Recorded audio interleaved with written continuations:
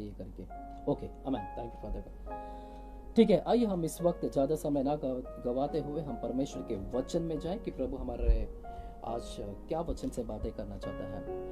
पिछले 2 दिनों से लगातार प्रभु मुझे एक संदेश पर गौर करा रहे हैं, ध्यान केंद्रित करवा रहे हैं, तो वो वचन को मैं आप तक पहुंचाना चाहता हूं इस वक्त। मेरे प्यारो, इस वक्त मैं आपसे वचन शुरुआत करने से पहले मैं आपसे कुछ पूछना चाहूँगा कि यदि आपसे पूछा जाए कि पड़ोसी का मतलब क्या है, पड़ोसी, तो आप लोगों में से कुछ लोग का ध्यान पड़ोसी जब शब्द आता है तो कुछ लोगों का ध्यान इस वक्त आपके घर के जो बाजू में आपका जो घर है, यानी पड़ोस में बाजू में आपका ध्यान वहां पर जाता है। वॉइस लो है, 1 मिनट, मैं क्या अभी मेरी वॉइस आ रही है?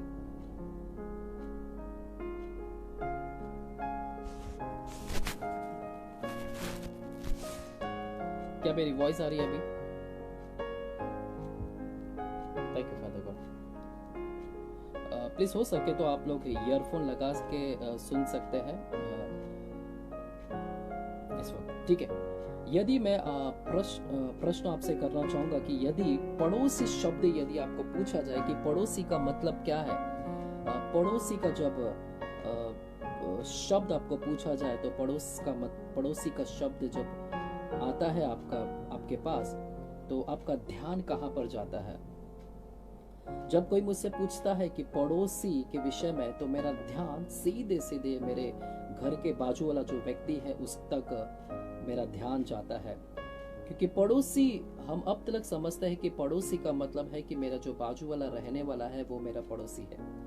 और मैं विश्वास करता हूँ इस वक्त जितने लोग भी मुझे सुन रहे हैं, सभी लोगों का भी ध्यान इस वक्त आपके घर के बाजू में जो आपका पड़ोसी रहता है, आपका ध्यान उसकी ओर जाता होगा इस वक्त। और मैं विश्वास करता हूँ इस वक्त आपका ध्यान वहीं जा रहा होगा कि पड़ोसी जब शब्द आ रहा है तो आपका ध्यान आपके पड़ोसी तक जा रहा है। मेरे प्यारो, पड़ोसी के विषय में मैं आज कुछ बातें करना चाहता हूँ। पड़ोसी शब्द यानी मेरे बाजू में जो रहता है वो मेरा पड़ोसी है, खासकर कुछ लोग ऐसा समझते हैं।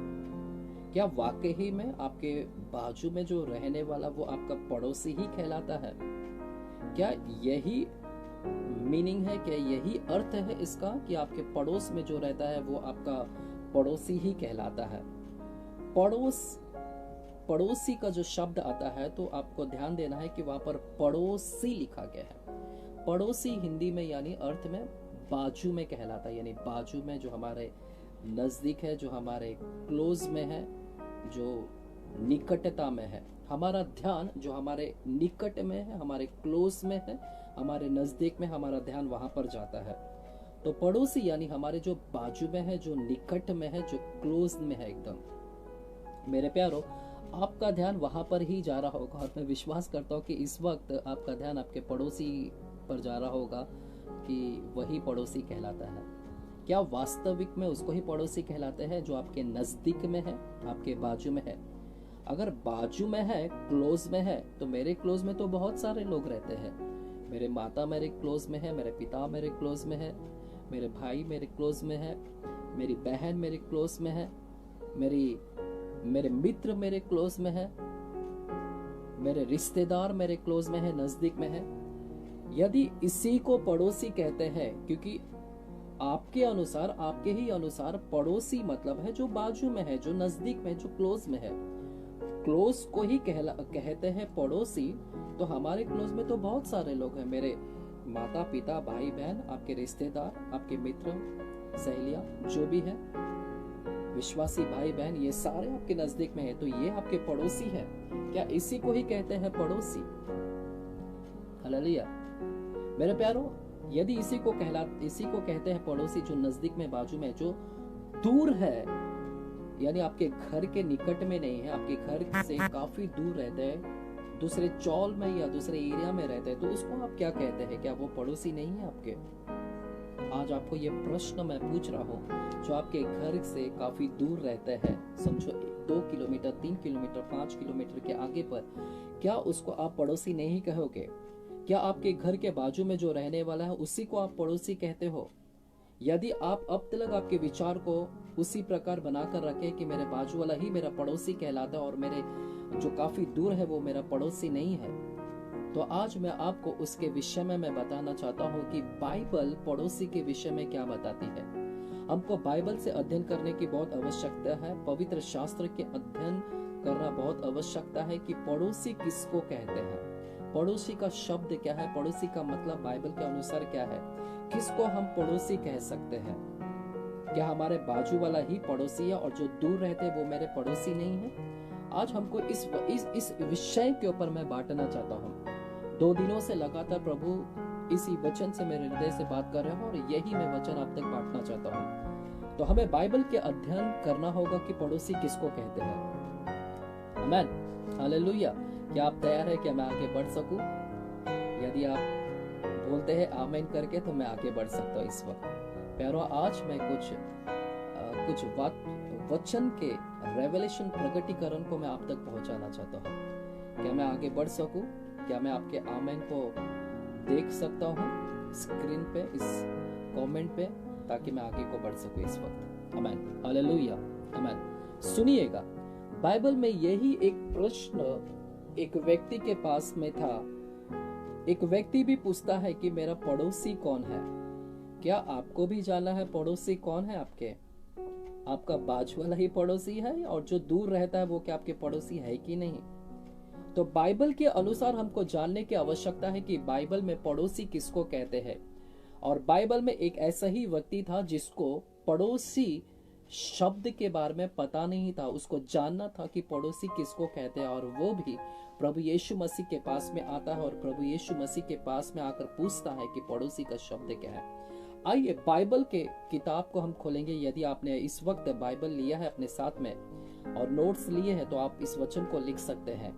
इस वक्त हम बाइबल के किताब को खोलेंगे, पवित्र शास्त्र लूका की किताब 10वां अध्याय को खोलेंगे। लूका की किताब 10वां अध्याय 25वां वचन से हम गौर करेंगे, 25वां वचन से लेके 37वां वचन।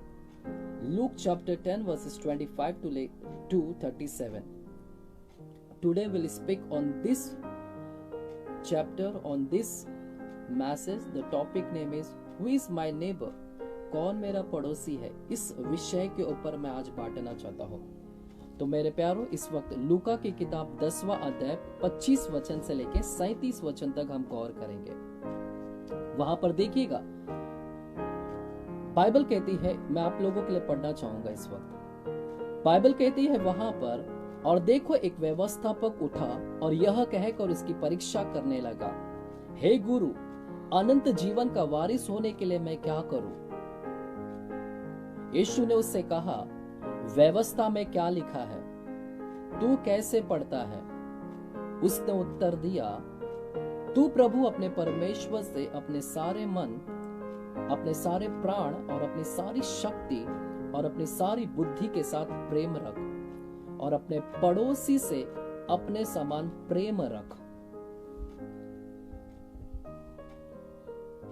उस व्यवस्थापक ने, 28वां वचन में पढ़ रहा हूं, उस व्यवस्थापक ने उससे कहा, यीशु ने उससे कहा, तूने ठीक उत्तर दिया, यही कर तो तू जीवित रहेगा। 29वां वचन, परंतु उसने अपने आप को धर्मी ठहराने की इच्छा से यीशु से पूछा, तो मेरा पड़ोसी कौन है? भाई मनोज इस वक्त कमेंट में लिख रहे हैं कि वॉइस कम आ रहा है। प्लीज मुझे बताइए कि वॉइस कम आ रहा है क्या, क्योंकि आज के मैसेज को मैं पूरा रेवलेशन के साथ में बांटना चाहता हूं और मैं चाहता हूं कि आप तक ये वचन पूरी पहुंचे इस वक्त।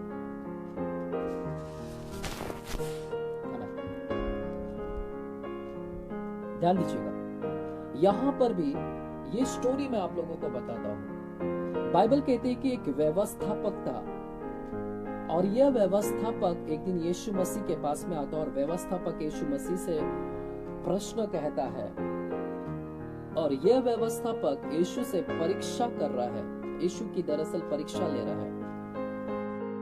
यीशु से पूछता है कि यीशु मसीह वारिस होने के लिए मैं क्या करूं?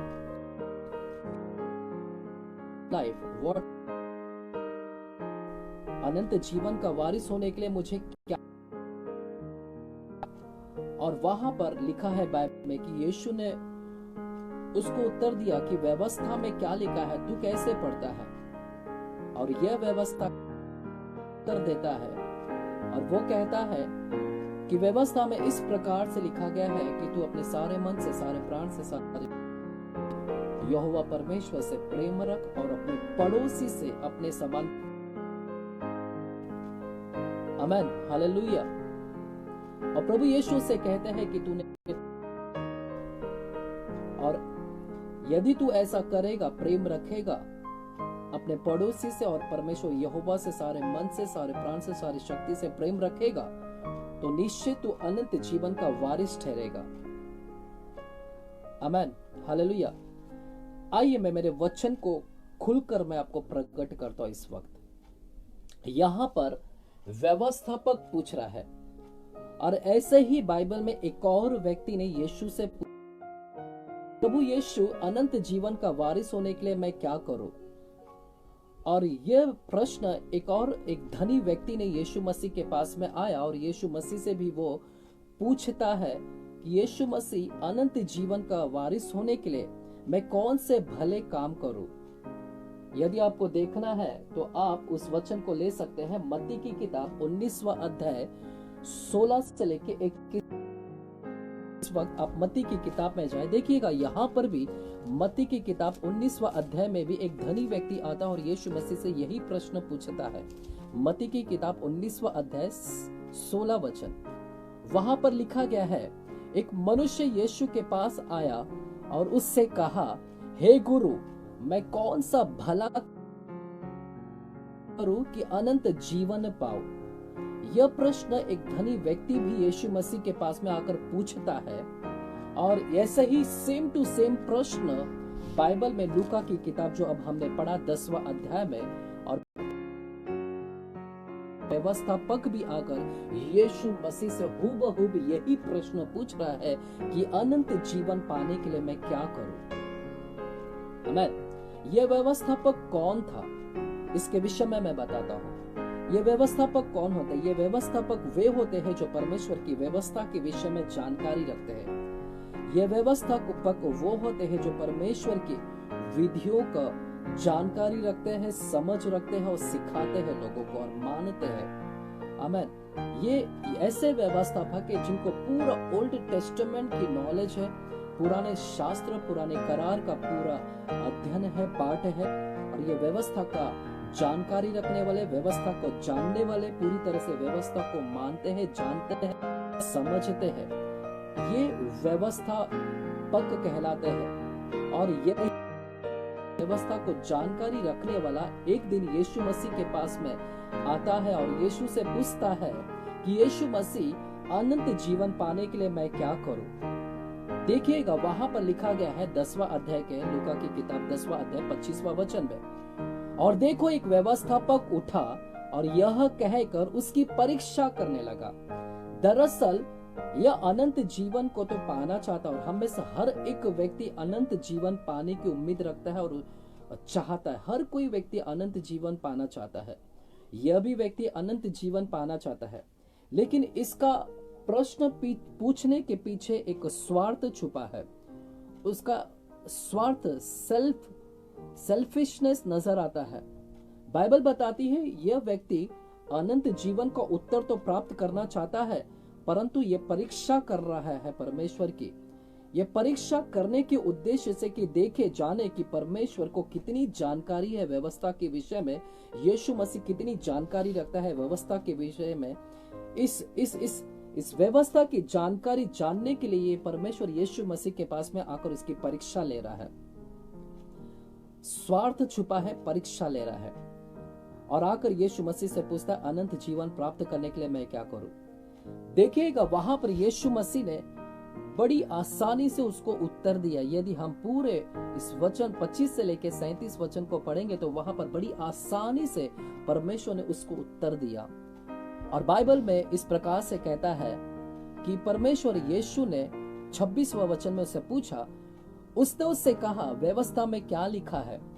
यह व्यवस्थापक को अब यीशु पूछ रहे हैं कि तू व्यवस्था की जानकारी रखता है, व्यवस्था का पूरा नॉलेज तेरे पास है, तो तू बता कि व्यवस्था में क्या लिखा है।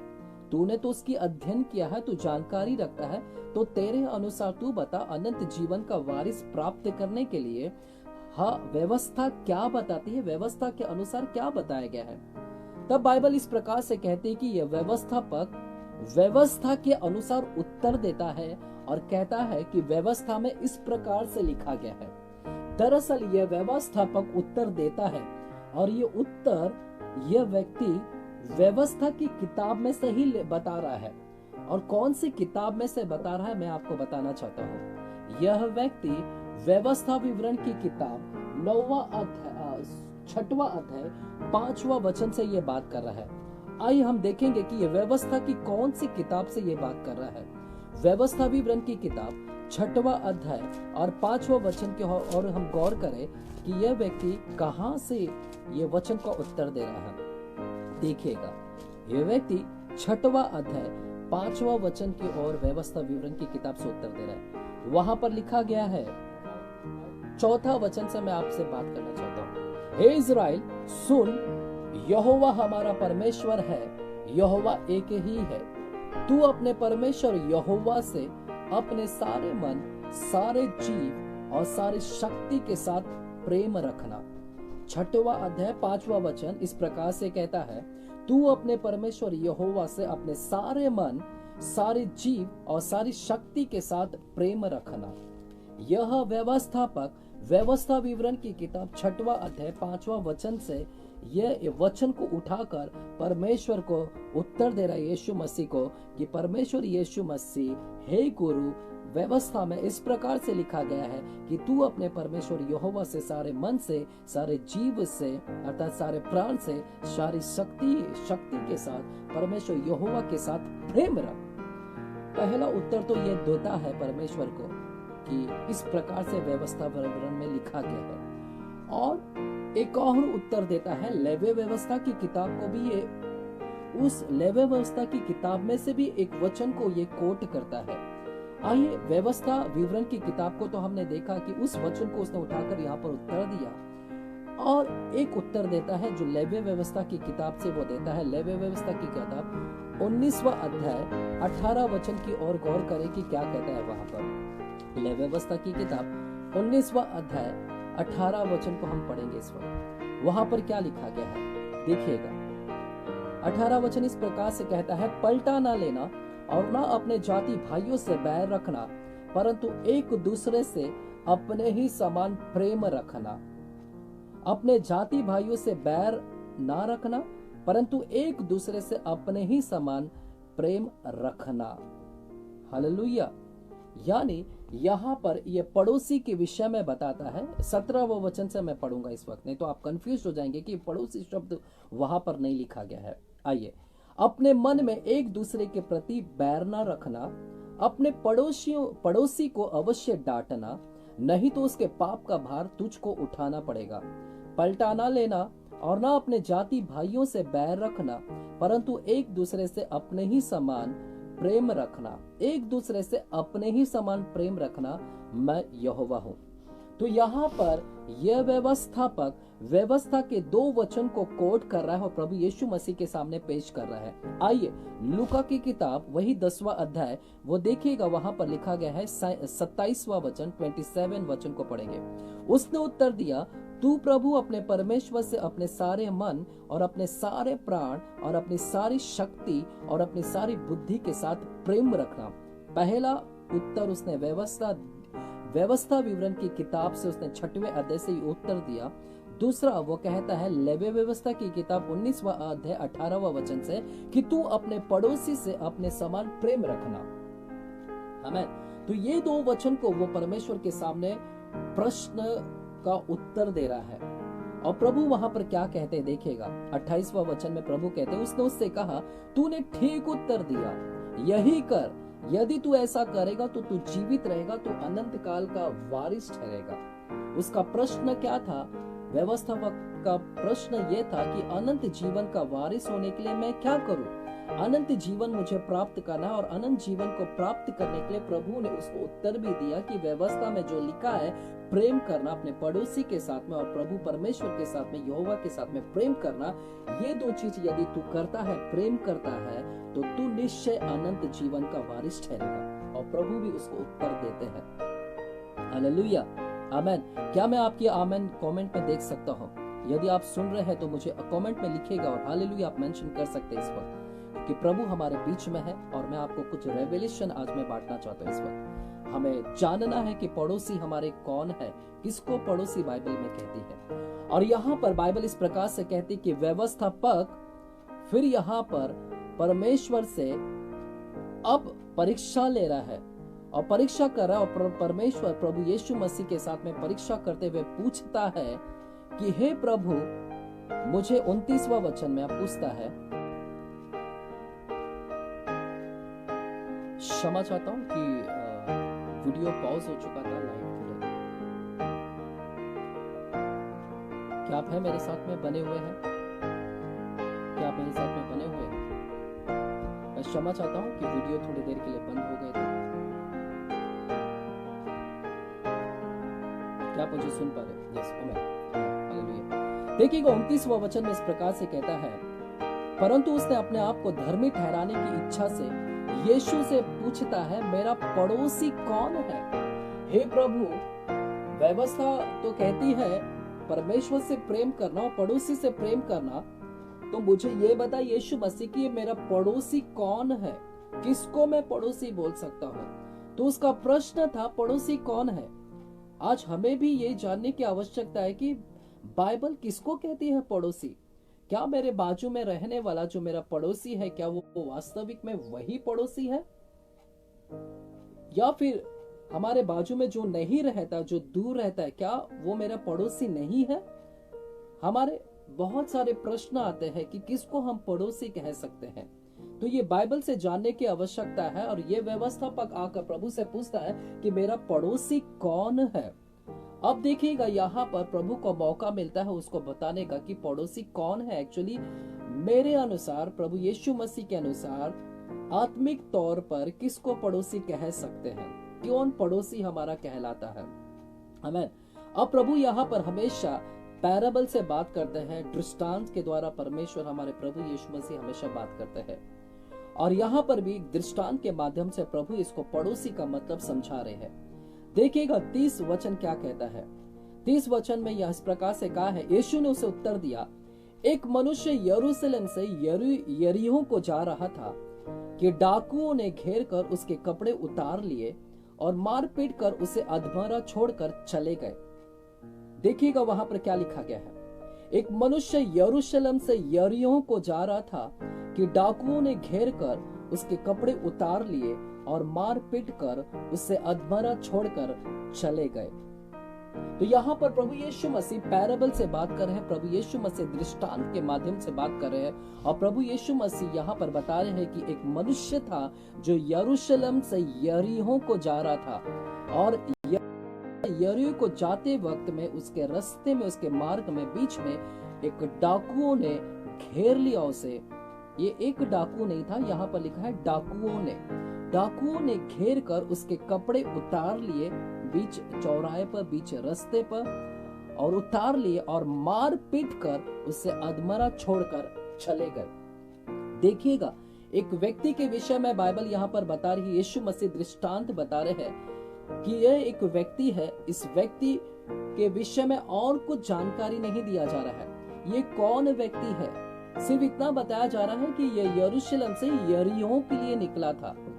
यह व्यक्ति कौन है, कौन से कास्ट से आता है, कौन से जात से आता है, कौन से धर्म है, ऐसा कुछ भी यहाँ पर उसके पूरी इंफॉर्मेशन कुछ भी नहीं लिखा है। क्या वो शादीशुदा है, बुजुर्ग है, कौन है, उसके डिटेल्स इंफॉर्मेशन कुछ नहीं दिए हैं। उसके कितने बच्चे हैं, कहाँ रहता है, कुछ नहीं, कुछ इंफॉर्मेशन नहीं है। परंतु यहाँ पर परमेश्वर एक मनुष्य कर बात कर रहे हैं कि एक मनुष्य है जो यरूशलेम से निकला और यरूशलेम से वो यरीहो को जा रहा था। परंतु रास्ते के बीच में डाकुओं ने उसके घेर लिया और उसके कपड़े उसको मार पीट कर उसके कपड़े भी उतार लिए और उसको अधमरा छोड़ दिया। अब मेरे प्यारो, अब मैं मेरे कुछ प्रगटीकरण पर आता हूं। मैं इस वक्त अब मेरी संदेश की शुरुआत को मैं चालू कर रहा हूं। यह यरूशलेम क्या है और यह यरीहो क्या है? मेरे प्यारो, यहाँ पर यरूशलेम क्या है? यरूशलेम का यदि अर्थ देखा जाए, यरूशलेम के मतलब को यदि हम जानने के प्रयास करें, तो यरूशलेम का मतलब है शांति का घर, यानी शांति। It's a place of peace. शांति का घर, परमेश्वर का घर, द सिटी ऑफ लॉर्ड, परमेश्वर का जगह, परमेश्वर का स्थान, परमेश्वर की शांति जहां निवास करती है, शांति का घर। और यह यरूशलेम एक शांति का घर था और यह व्यक्ति उस शांति के घर को छोड़कर यरीहो में जा रहा था। अब यह यरीहो क्या है? आपने जाना कि यरूशलेम शांति का घर है, यानी शांति का स्थान है, वो शांति का प्लेस है, peace, the place of peace. वो शांति की जगह को, शांति के स्थान को छोड़कर यह व्यक्ति वहां से निकलकर अब ये यरीहो को जा रहा है। यरीहो क्या है? यरीहो यदि हम देखा जाए तो यरीहो it's a place of it's a city of moon. चंद्रमा के स्थान को कहता है, यानी द सिटी ऑफ मून, अर्थात चांद का घर। यदि हम देखा जाए कि यरीहो एक चांद का घर कहलाता है। चांद के विषय में यदि हम देखा जाए तो चांद का अपना कोई रोशनी नहीं होता है, उसके पास में कोई उसका रोशनी नहीं है। चांद रोशनी सूर्य से प्राप्त करता है। सूर्य के द्वारा वो रोशनी चांद तक पहुंचती है। तो चांद का खुद का अपना कोई रोशनी नहीं है, वो सूर्य से प्राप्त करती है और चंद्रमा वो रोशनी को लेती है। अर्थात इसका यह मतलब है कि चांद का अपना कुछ भी नहीं है, सब कुछ प्राप्त किया हुआ है। It's a place of moon, चंद्रमा का घर यरीहो, it's a place of moon, यानी इसका खुद का कुछ नहीं है। अर्थात ये मतलब है कि यरीहो एक ऐसा स्थान दर्शाता है जो संसार को दर्शाता है। संसार में जो कुछ भी है उसका खुद का कुछ भी नहीं है। जो कुछ भी है उसने प्राप्त किया है। संसार आज जो भी बसा हुआ है, संसार में जो कुछ भी चीज है उसका खुद का कुछ भी नहीं है। आज संसार में जितने भी कुछ है ये सब प्राप्त किए हुए है। इसका सृष्टिकर्ता कोई और है, वहां से वो प्राप्त करती है, वहां से वो सब कुछ संसार में आती है, तभी ये संसार चलती है। जिस प्रकार से चांद का खुद का कुछ नहीं है, ना तो उसकी रोशनी खुद की है, उसी प्रकार संसार में खुद का कुछ नहीं है। सब कुछ उसका चलाने वाला परमेश्वर है। परमेश्वर ही इस संसार को चलाता है।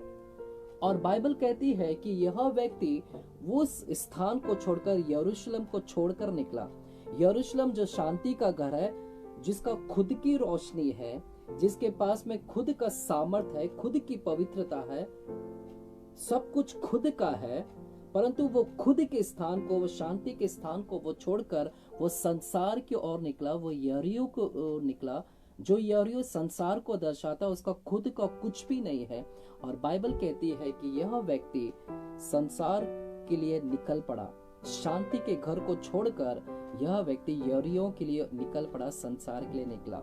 लेकिन रास्ते में जैसे ही जा रहा है, संसार की ओर जा रहा था, जैसे ही जा रहा है संसार के लिए, रास्ते में बाइबल कहती है डाकू ने उसे घेर लिया, उसे मारा पीटा, और डाकू ने उसे मारा पीटा, उसको घायल किया और उसको अधमरा छोड़ दिया। मेरे प्यारों, आज इस बात को हमें समझने की आवश्यकता है। हालेलुया। यह यरूशलेम कौन से जगह पर लोकेटेड है, इसके विषय में मैं बताना चाहता हूँ। यरूशलेम दरअसल एक ऐसे समुद्र तल के ऊपर बसा हुआ एक पहाड़ी इलाके पर बसा हुआ है। यदि आप जानना चाहते हैं, मैं जस्ट एक रेफरेंस दे देता हूँ। भजन संहिता 125वां अध्याय में और एक वचन में, एक दूसरा वचन में इस प्रकार से लिखा गया है कि 1 और 2 वचन में कि यरूशलेम चारों तरफ से पहाड़ों से घिरा हुआ है। यानी यरूशलेम एक ऐसे स्थान पर बसा हुआ है, वो पहाड़ी इलाके पर बसा हुआ है, वो पहाड़ पर बसा हुआ स्थान है। और यहरियो जो स्थान बसा हुआ है वो भी पहाड़ी इलाके पर बसा हुआ है। यरूशलेम कि यदि हम देखें तो वो समुद्र तल के ऊपर बसा हुआ है, समुद्र तल के वहां पर बसा हुआ, that is called Dead Sea. Dead Sea, जब मैं इसके ऊपर स्टडीज कर रहा था, अध्ययन कर रहा था, तो यरूशलेम करीबन 2000 से लेके 2200 से 2300 2500 के फीट के ऊपर ये यरूशलेम बसा हुआ है। समुद्र तल के ऊपर ये पहाड़ी इलाके पर बसा हुआ है, 2500 फीट के ऊपर ये यरूशलेम बसा हुआ है। उसी प्रकार यरीहो भी ये समुद्र तल के ऊपर बसा हुआ है, यह भी पहाड़ी इलाके के ऊपर बसा हुआ है, परंतु ये समुद्र तल से लेकर 800 फीट के ऊपर बसा हुआ ये शहर है। तो मेरे प्यारो, यरूशलेम लगभग 250 फीट के ऊपर बसा हुआ है और यह करीबन 800 फीट के ऊपर बसा हुआ है। यरूशलेम से यरीहो को जाने के विषय में यदि हम इसके किलोमीटर को माप को देखें तो करीबन 10,000 लगभग 637 किलोमीटर का डिस्टेंस है। यदि हम इसकी स्टडीज करें, अध्ययन करें, तो किलोमीटर्स की अगर बात करूं तो 10,000 कुछ किलोमीटर्स तक यदि मैंने इसके अध्ययन किया है, लिखा है, तो 10,637 किलोमीटर की डिस्टेंस किलोमीटर में बताता है। यदि माइल्स में यदि हम देखा जाए तो 6,609.6 माइल्स के बताती है कि 6,609.6 माइल्स का डिस्टेंस है यरूशलेम से लेके यरीहो का, और इस समुद्र तल डेड सी के यहाँ पर बसा हुआ इलाका है। तो यह व्यक्ति यरूशलेम जो परमेश्वर का शांति का घर है, शांति के घर को छोड़कर ये ऐसे स्थान पर जा रहा है जहां पर खुद की इसकी पवित्रता नहीं है, जहां पर खुद का उसका सामर्थ्य नहीं है, खुद का कुछ भी नहीं है, वो संसार की ओर निकल पड़ा। आमेन, आमेन, हालेलुया, आमेन। तो यह व्यक्ति वहां के लिए निकला और रास्ते में डाकुओं मिले। यदि मैं आपसे बात करना चाहूं तो मेरे ध्यान को प्रभु पुराने करार में लेकर जा रहा है। यहाँ पर शांति का घर है, यानी परमेश्वर का घर है, और यहाँ पर डाकू है, दूसरा व्यक्ति डाकू बता रहा है, और तीसरा बता रहा है संसार। तो आप अपने आंखों के सामने 3 चित्र को लेकर आइए, एक परमेश्वर का घर और एक है डाकुओं, और रास्ते में डाकू मिलते हैं, और तीसरा संसार यानी यरीहो को। तो ये 3 हमारे आंखों के सामने आता है, परमेश्वर, डाकू और संसार। तो ये 3 पिक्चर जब मेरे सामने आता है तो ये पिक्चर मुझे उत्पत्ति की ओर लेकर जाता है, जहां पर भी परमेश्वर का घर, डाकू बीच में आए और फिर बाद में संसार में चला गया कोई। आमीन। क्या आपका ध्यान उत्पत्ति की किताब में नहीं जा रहा? क्या आपका ध्यान उत्पत्ति पहले अध्याय से तीसरे अध्याय में नहीं जा रहा है? वहां पर भी परमेश्वर का घर, फिर शत्रु और फिर संसार में। क्या हमारा ध्यान वहां पर नहीं जा रहा है? हाँ मेरे प्यारो, मैं उत्पत्ति की किताब से मैं बात करना चाहता हूँ। इस वचन को हमें समझने की जरूरत है कि यरूशलेम जो शांति का घर है, परमेश्वर का घर है, और यरीहो जो है संसार को दर्शाता है, और बीच में शत्रु है यहाँ पर। उसी प्रकार अदन की वाटिका, अदन क्या है? अदन की वाटिका में हमने देखा कि परमेश्वर ने आदम को वहां पर रख दिया। यह अदन की वाटिका क्या है? अदन के विषय में यदि जानकारी चाहिए, इसके इब्री भाषा में, इब्रानी भाषा में अदन के नाम का अर्थ क्या है? अदन के नाम का अर्थ है शांति। It's a place of peace, शांति, सुखद आनंद जिसको कहलाते हैं। तो ऐसा सुखद शांति का घर जो अदन है वो शांति का घर था, और यरूशलेम भी शांति का घर है। और बाइबल कहती है आदम को शांति का घर यानी परमेश्वर के घर में रख दिया गया, और आदम वहां पर अदन की शांति के घर में था। लेकिन बाइबल इस प्रकार से कहती है कि आदम वहां पर रहते हुए परमेश्वर की अन्य आज्ञाकारिता में गया, वो परमेश्वर की आज्ञा का उल्लंघन किया। बाइबल इस प्रकार से कहती है कि वहां पर आदम ने पाप किए। जिस चीज के लिए परमेश्वर ने मना किया था, परमेश्वर ने कहा था कि फल ना खाना, उसी चीज को हव्वा और आदम ने दोनों ने भी किया।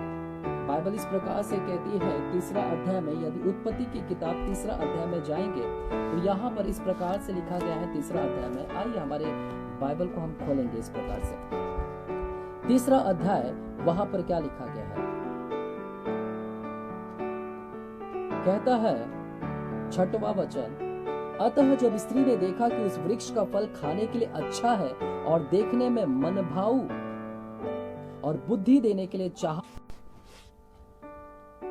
अतः जब स्त्री ने देखा कि उस वृक्ष का फल खाने के लिए अच्छा और देखने में मनभाव और बुद्धि देने के लिए चाहने योग्य भी है, तब उसने उसमें से तोड़कर खाया और अपने पति को भी दिया और उसने भी खाया।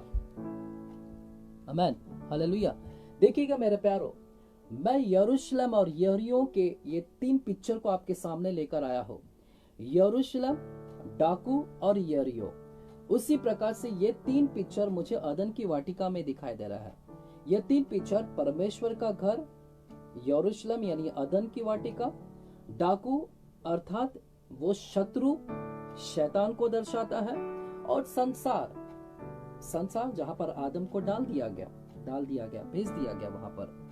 आमीन, हालेलुया। ध्यान दीजिएगा, यहाँ पर ये 3 बातों को मैं प्रकट करना चाहता हूँ।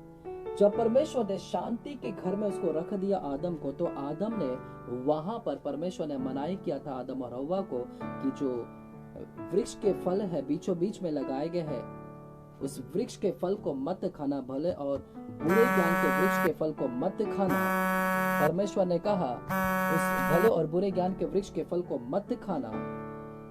जीवन के वृक्ष को खा सकता है परंतु उसको मत खाना, यह आज्ञा वहां पर दिया गया था। लेकिन बाइबल इस प्रकार से कहती है कि परमेश्वर के आज्ञा का उल्लंघन किया, क्योंकि हव्वा वहां पर 3 अध्याय उत्पत्ति 3 अध्याय 6वां वचन में हमने पढ़ा कि हव्वा अट्रैक्ट हो गई संसार के लिए, क्योंकि वहां पर लिखा गया है कि स्त्री ने देखा कि उस वृक्ष का फल खाने के लिए अच्छा है, देखने के लिए मनभाऊ है और बुद्धि देने के लिए चाहने योग्य है। अर्थात शारीरिक अभिलाषा, आंखों की अभिलाषा और जीविका का घमंड, ये 3 चीज में वो अट्रैक्ट हो गई। संसार अदन की वाटिका में है, परमेश्वर के घर में है, लेकिन संसार के पीछे में अट्रैक्ट हो गई। संसार ने उसे अट्रैक्ट कर लिया, संसार ने। और बाइबल कहती है कि सांसारिक चीजों को पाने के लिए उसने फल को खाया और पति को भी खिलाया और वहां पर पाप किया और आज्ञा का उल्लंघन किया। और जैसे ही आज्ञा का उल्लंघन किया, वहां पर परमेश्वर का उल्लंघन करने के बाद परमेश्वर ने उन्हें अदन की वाटिका से निकालकर अदन के बाहर रख दिया, अर्थात वो संसार में वे चले गए। देखिएगा मेरे प्यारो, जब वे वहां पर डाल दिए गए, वहां पर बाइबल इस प्रकार से कहती है उनके ऊपर बड़ा दुख आया, बड़ा तकलीफ आया, बड़ा कष्ट आया, बड़ा परेशानी आया, मृत्यु आई, पाप आया, मृत्यु आई, बुढ़ापा आया, कष्ट आया, दुख आया, तकलीफ आया। आदम को वहां पर तकलीफ आया जैसे ही उसने पाप किया, जैसे संसार के पीछे में वो लुप्त हो गया, संसार को अट्रैक्ट हो गया। यहाँ पर भी देखिएगा मेरे प्यारो, यहाँ पर भी यरूशलेम से ये व्यक्ति निकला था और यरूशलेम से ये सीधे से यरीहो के लिए जा रहा था। यरीहो को जा रहा था, संसार के लिए जा रहा था। लेकिन जैसे ही संसार को जा रहा था, रास्ते में डाकुओं की मुलाकात हुई और ये डाकू लोग ने क्या किया, बाइबल कहती है कि डाकू लोग ने उसे घेर लिया और डाकू लोग ने उसे घेर कर उसके मारा, पीटा और उसको घायल किया और उसको अधमरा छोड़ दिया। उसके कपड़े तक उतार लिए गए। हालेलुया। वो नग्न अवस्था में रहा, वो अधमरा पड़ा रहा, वह घायल अवस्था में रहा, दुख और तकलीफ और परेशानी में था। और यही हस्र तो आदम का और भी हुआ, हव्वा का भी हुआ। जब ये पाप के संसार के लिए अट्रैक्ट हो गए, परमेश्वर के भवन को छोड़कर, परमेश्वर अदन की वाटिका को, शांति के घर को छोड़कर संसार के पीछे अट्रैक्ट हो गए। और जैसे अट्रैक्ट हुए तो उनके ऊपर दुख आया, तकलीफ आया, पीड़ा आई, कष्ट आए, बुढ़ापा आया, मृत्यु आया। इतने ही नहीं, इन्होंने अपने आप को, इनके कपड़े भी उतार लिए गए। शैतान ने आदम और हव्वा के कपड़े भी उतार लिए। इसीलिए तो बाइबल कहती है कि 3 अध्याय में ये दोनों ने इन्होंने अपने आप को नग्न पाया, इनके भी कपड़े उतार लिए गए। इसीलिए अपने आप को नग्नता अवस्था में ये अपने आप को छिपा कर बैठे थे। ये डाकू कौन है? वही शैतान है। हालेलुया। यही आदम का भी हस्र हुआ, वे अपने आप को नग्न पाए। हालेलुया। और बाइबल इस प्रकार से कहते हैं ये मनुष्य का भी कपड़े उतार लिए गया। जो यरूशलेम से यरीको को जा रहा है, इस मनुष्य का भी कपड़े उतार लिए गए, नग्न अवस्था में रहा। और बाइबल कहती है कि उसको अधमरा छोड़ दिया। अधमरा का मतलब क्या है? यानी आधा मरा हुआ आधा जीवित है। यानी व्यक्ति आधा तो जीवित है, आधा तो मरा हुआ है, ना तो पूरी तरह से जीवित है, ना तो पूरी तरह से मरा हुआ है। और यह व्यक्ति जो यरूशलेम से यरीको को जा रही है, अधमरा अवस्था में पड़ा है, ना तो जीवित है, ना तो मरा हुआ है। और आदम का भी यही हश्र हुआ। जब आदम अदन की वाटिका में था, परमेश्वर के नगर में, और जब वो पाप कर बैठा तो उसके ऊपर भी दुख, पीड़ा, कष्ट, घायल हुआ, तकलीफ आया, उसके कपड़े उतार लिए गए और वो अधमरा हो गया। आदम भी अधमरा हो गया, क्योंकि आदम शारीरिक में तो जीवित था, लेकिन आत्मिक तौर से मरा हुआ था। आत्मिक तौर से पूरी तरह से वो मरा हुआ था। आधा जीवन है और आधा मरा हुआ है। आत्मिक तौर से वो पूरी तरह से मरा हुआ था। मेरे प्यारों, ध्यान दीजिएगा। इस वक्त मैं आपके ध्यान को केंद्रित करा रहा हूँ आदम की वाटिका की ओर। यह अदन की वाटिका में भी आदम का सेम हूबहूब हश्र हुआ।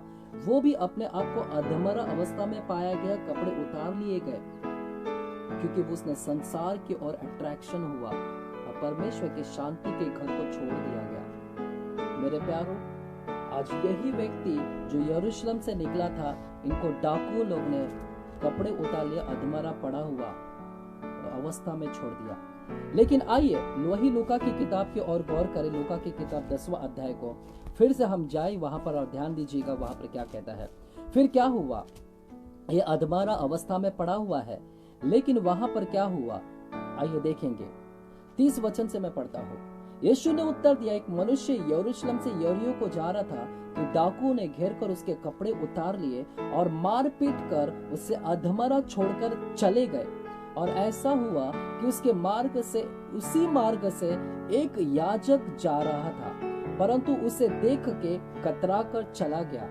अब यरूशलेम से यरीको के बीच में यह मनुष्य घायल अवस्था में पड़ा हुआ है, कपड़े उतार लिए गए हैं, अधमरा अवस्था में पड़ा हुआ है, वहां पर पड़ा हुआ है। और उसी ही मार्ग पर बाइबल कहती है कि एक याजक आया और यह याजक ने उस व्यक्ति को जो अधमरा अवस्था में पड़ा है, उस व्यक्ति को देखकर कतरा कर वो चला गया।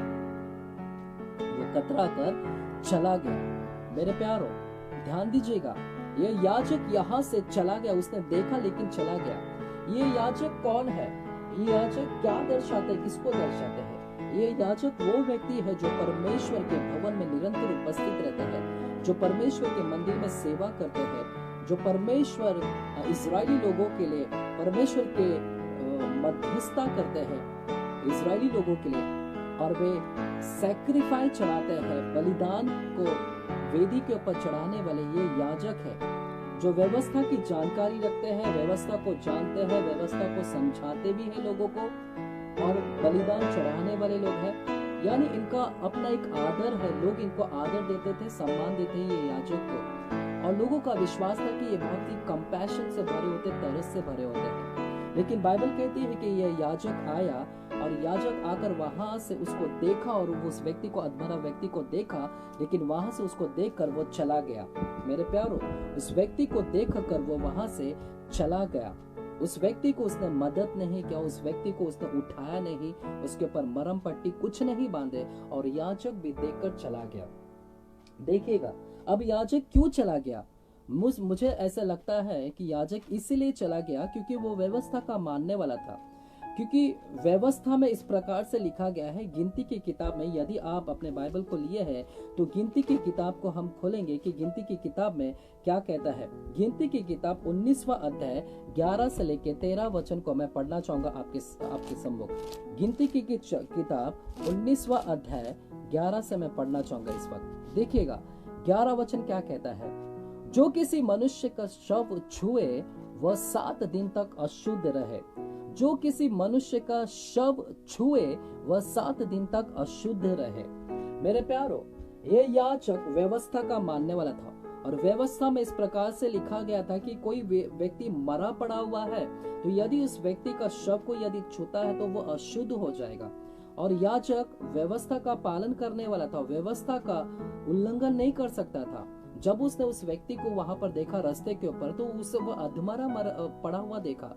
उससे लगा कि वो व्यक्ति मर चुका है, और व्यवस्था कहती है कि शव को हाथ नहीं लगा सकता है याजक। यदि याजक शव को हाथ लगाता है तो वहां पर वो अशुद्ध हो जाएगा। इसलिए मुझे ऐसे लगता है कि याजक वहां से निकल कर चला गया, उसने वहां पर उसकी मदद नहीं किया और वहां से वो चला गया। ये तो रहा याजक देखकर चला गया, हालेलुया, आमेन। क्योंकि वो अपने आप को अशुद्ध नहीं कर सकता, क्योंकि व्यवस्था के उल्लंघन नहीं कर सकता था। उसने जो किया वो परफेक्ट किया, उसने जो किया वो अच्छा किया। वो उसके शव को बिल्कुल हाथ नहीं लगाया। व्यवस्था का पालन करने वाला यह याजक था।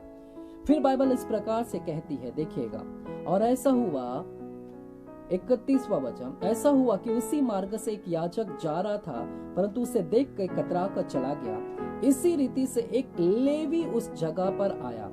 इसी रीति से एक लेवी उस जगह पर आया।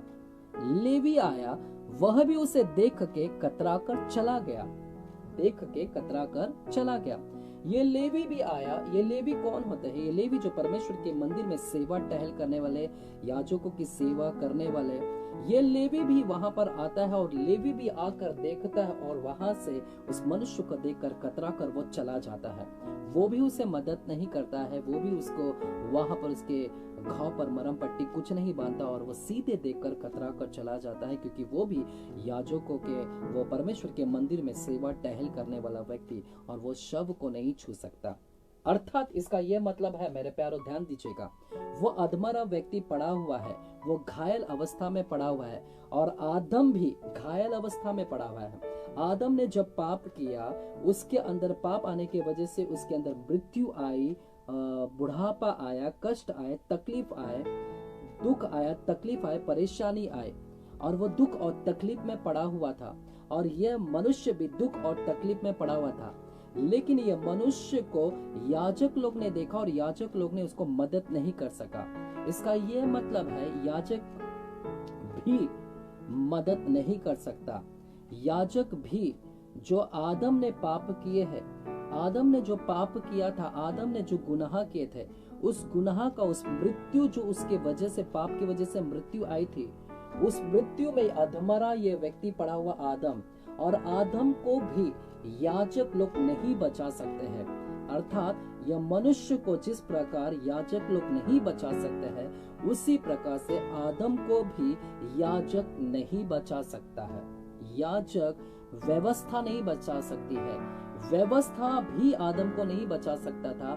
और जैसा ये मनुष्य को भी याजक लोगों ने नहीं बचा पाया, उसी प्रकार से इसका ये मतलब है कि आदम ने जो किए हुए पाप है, उसका बचाव याजक नहीं कर सकता था, उसका बचाव व्यवस्था नहीं कर सकता था। फिर दूसरा व्यक्ति लेवी। लेवी किसको दर्शाता है? लेवी भविष्यवाणी और भविष्यवक्ताओं को दर्शाता है। लेवी अर्थात पुराने समय में किया हुआ भविष्यवाणी। भविष्यवाणी भी उस मनुष्य को बचा नहीं सका जो अधमरा अवस्था में पड़ा हुआ है, तो वहां पर लेवी गया। लेवी का मतलब है भविष्यवाणी, भविष्यवक्ता। ये भविष्यवक्ता भी उसको बचा नहीं सकती है। ये भविष्यवक्ता, ये भविष्यवाणी भी उस अधमरा व्यक्ति को बचा नहीं सकती, और वो भी चला गया। अर्थात यह इसका मतलब है, आदम ने जो किए हुए पाप है, आदम के किए हुए पाप को याजक भी नहीं बचा सकता था। आदम के किए हुए पाप को व्यवस्था भी नहीं बचा सकती थी। आदम के किए हुए पाप को ना तो उसकी भविष्यवाणी भी बचा सकती है। आदम के किए हुए पाप को ना तो भविष्यवाणी ना भविष्यवक्ता कोई नहीं बचा सकता था। हालेलुया। यह अधमरा व्यक्ति को भी याजक लोग ने नहीं बचा पाया, लेवी लोग ने नहीं बचा पाया। परंतु बाइबल इस प्रकार से कहती है, आइए 33 वचन को हम देखेंगे। परंतु एक सामरी यात्री वहां आ निकला और उसे देखकर तरस खाया। एक सामरी यात्री वहां आ निकला और उसे देखकर तरस खाया। एक सामरी व्यक्ति वहां पर आया और देखकर तरस खाया। ये सामरी व्यक्ति वहां पर आया। ये सामरी कौन है? ये सामरी लोग किसको बोलते हैं? सामरी ये जनरेशन आया कहां से? ये सामरी व्यक्ति जब आया, उस अधमरा व्यक्ति को पड़ा हुआ है, जो ना तो पूरी तरह से मरा हुआ है, ना तो पूरी तरह से जीवित है, अधमरा पड़ा हुआ है आदम के समान। ना तो याजक उसको मदद कर पाया, ना तो लेवी उसको मदद कर पाया, परंतु ये सामरी आता है। सामरी व्यक्ति आकर वहां पर उसे देखता है और उसको मदद करने के लिए तैयार होता है। देखिएगा बाइबल क्या कहती है, सामरी कौन होते हैं। सामरी के विषय में मैं बताना चाहता हूँ, 10 मिनट मुझे दीजिएगा, मैं जल्द से जल्द खत्म करना चाहता हूँ। सामरी व्यक्ति का स्थापना कहाँ से हुआ है? हालेलुया। यदि हम इसके विषय में जानना चाहते हैं तो सामरी, हम जानते हैं कि जब सुलेमान की मृत्यु हुई तो सुलेमान जब मर गया तो इजराइल 2 भाग में बढ़ गया। हालेलुया। इजराइल 2 भाग में बढ़ गया, एक उत्तरी इलाका का भाग और एक दक्षिणी इलाका, यानी नॉर्थन इलाका और एक सदर्न इलाका। एक उत्तरी इलाका का भाग और एक दक्षिण। उत्तरी इलाका में 10 गोत्रों के लोग शामिल थे और जो दक्षिणी इलाका वहां पर 2 गोत्र लोग थे। ये दो लोग गोत्र याकूब के संतान, 2 गोत्र, यानी 2 गोत्रों कौन? यहूदा और बिन्यामीन। ये 2 गोत्र दक्षिणी इलाका में और बाकी सारे 10 गोत्र उत्तरी इलाका में ये विभाजन हो गया था, 2 भाग हो गए थे इजरायली। जब सुलेमान का पतन हुआ, सुलेमान की मृत्यु हुई तो वहां पर बंटवारा हुआ, 2 भाग में हो गए। 10 ट्राइब्स, 10 गोत्रों का एक इलाका बन गया, उत्तरी इलाका, और 2 गोत्रों का एक इलाका बन गया जो दक्षिणी इलाका कहलाता है। और बाइबल इस प्रकार से कहती है कि जो उत्तरी इलाका था, नॉर्थन इलाका, इस नॉर्थन इलाका में अश्शूरी लोग आए और अश्शूरी लोगों ने आक्रमण कर दिया, वहां पर हमला मोल दिया और इजरायली लोगों को ऊपर उन्होंने आकर आक्रमण मोल दिया। और वहां पर आकर जितने भी वहां के पुरुष थे, वहां पर पुरुषों को, कुछ लोगों को मार डाला गया और कुछ लोगों को बंदवाई में लेकर गया और कुछ लोगों को वहां पर छोड़ दिया गया था। और अश्शूर लोग, बाइबल इस प्रकार से कहती है कि अश्शूर लोगों ने वहां की महिलाओं के साथ में व्यभिचार यानी शारीरिक संबंध किए, इंटर मैरिज किए, उन्होंने विवाह किए और उनके द्वारा जो बच्चे पैदा हुए हैं उसको सामरी कहते हैं यानी समरिटियन कहते हैं। और व्यभिचार से उत्पन्न हुए यानी अश्शूरियन और इजरायली लोगों का जब वहां पर व्यभिचार का संबंध से जो बच्चे आए हैं तो उसे कहते हैं समरिटियन।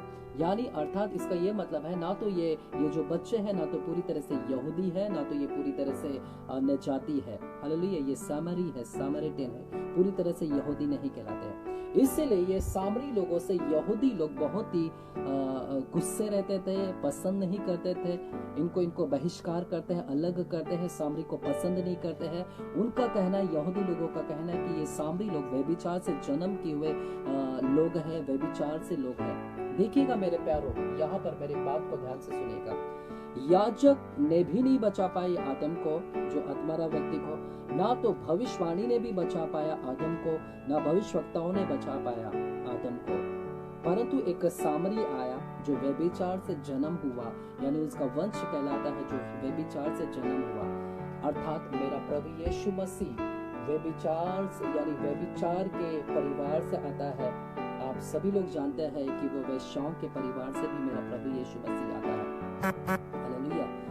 ना तो याजक बचा सकता था आदम को, ना तो भविष्यवाणी बचा सकती थी, परंतु एक आया, वो व्यक्ति जो सामरी है, उसने वहां पर अधमरा व्यक्ति को बचाया।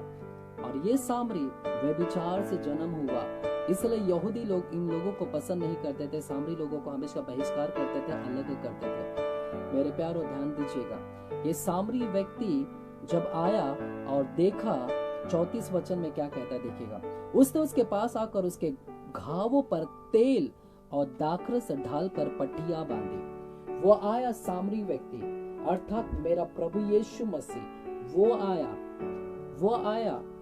आया उस अधमरा व्यक्ति को देखता है और उसके ऊपर तेल, देखिएगा क्या लिखा, उसके घाव पर तेल दाखरस डालकर पट्टियां बांधी और अपने सवारी पर चढ़ाकर सराय में ले गया और उसकी सेवा टहल की। यह सामरी व्यक्ति जो ना तो यहूदी है पूरी तरह से, ना तो अन्य जाति, हालेलुया, ये दोनों का मिश्रण होकर आया हुआ है।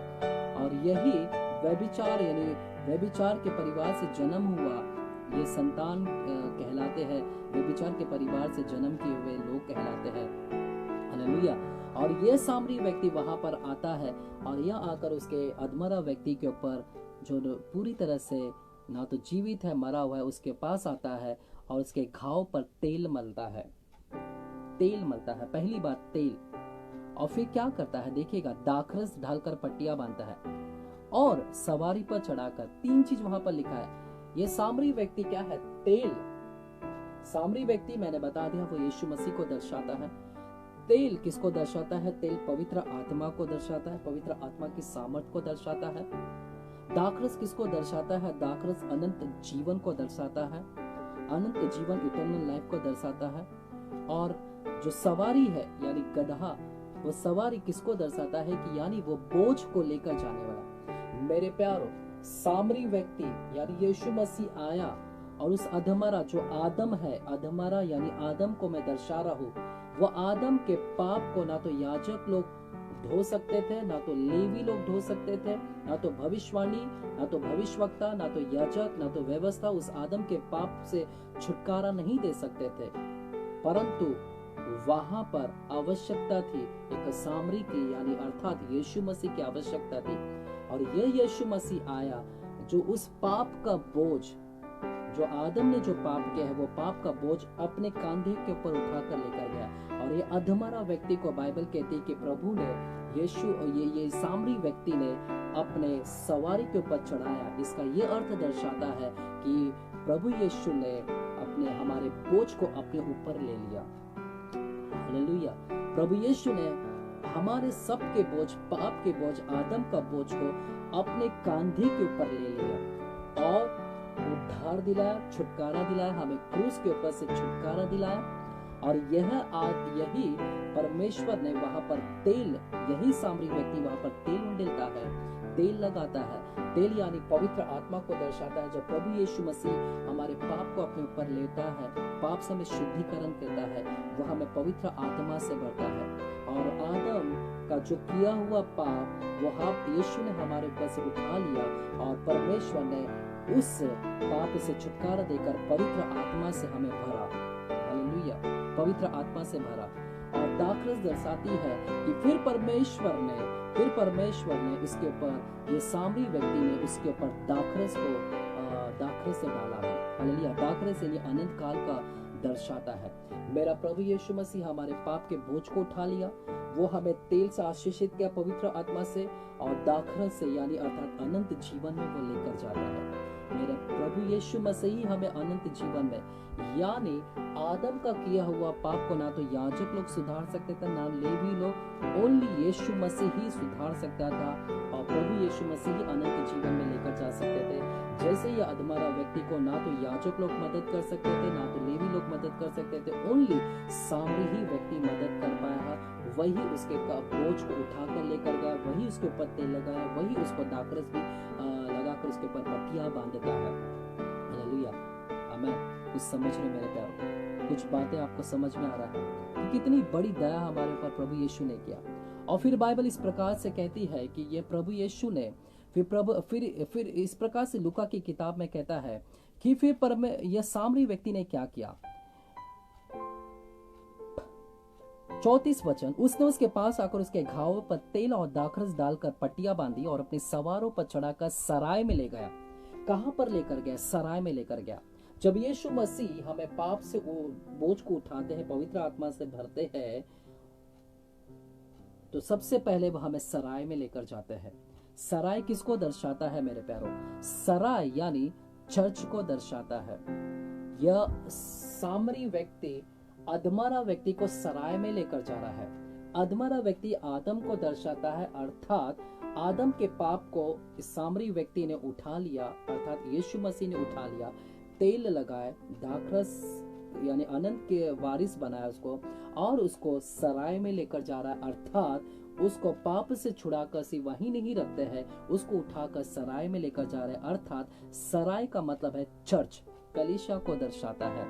हालेलुया, परमेश्वर सराय का मतलब है कलीसिया में लेकर जा रहे हैं। कलीसिया में लेकर उसको लेकर जाते हैं और कलीसिया में लेकर जाते हैं। और वहां पर बाइबल कहती है कि सामरी व्यक्ति अधमरा व्यक्ति को सराय में लेकर गया, और सराय मालिक को क्या कहता है देखिएगा वहां पर, और अपनी सवारी पर चढ़ाकर सराय में ले गए और उसकी सेवा टहल की।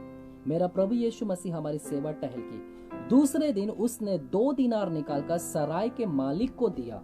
2 दीनार सराय के मालिक। अब सराय यानी चर्च दर्शाता है। सराय का मालिक कौन है? वह सराय का मालिक यानी मालिक पास्टर को दर्शाता है।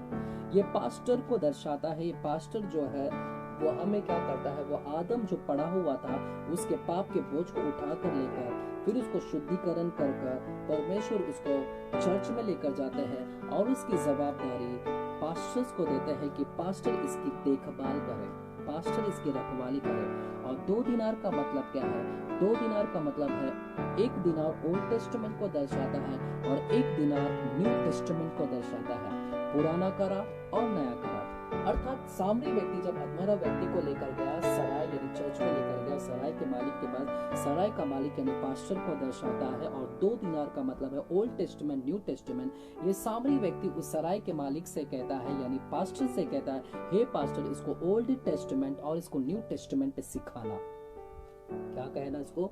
ओल्ड टेस्टामेंट और न्यू टेस्टामेंट, इसको सेवा टहल करना, इसकी निगरानी करना, इसकी देखभाल करना, इसको इसकी सेवा टहल करना, उसको पूरा ओल्ड टेस्टामेंट सिखाना अर्थात पिता परमेश्वर के विषय में भी सिखाना, न्यू टेस्टामेंट के विषय में सिखाना अर्थात यीशु मसीह के विषय में उसको पूरा बाइबल का नॉलेज देना।